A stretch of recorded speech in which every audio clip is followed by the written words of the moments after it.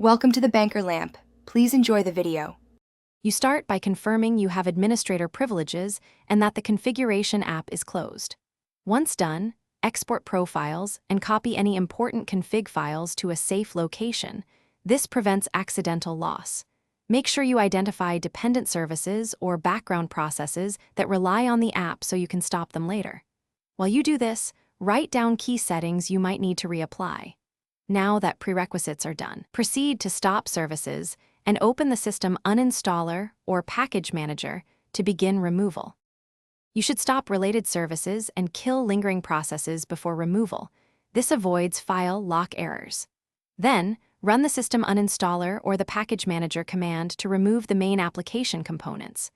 Once the primary uninstall completes, inspect common locations, program files, app data, and any custom install paths, and delete leftover folders and files. Make sure to remove or export registry keys only if you know their purpose. Incorrect edits can break the system. After cleanup, reboot to finalize file handles and service states. You finish by rebooting and confirming the configuration app, and its services no longer run.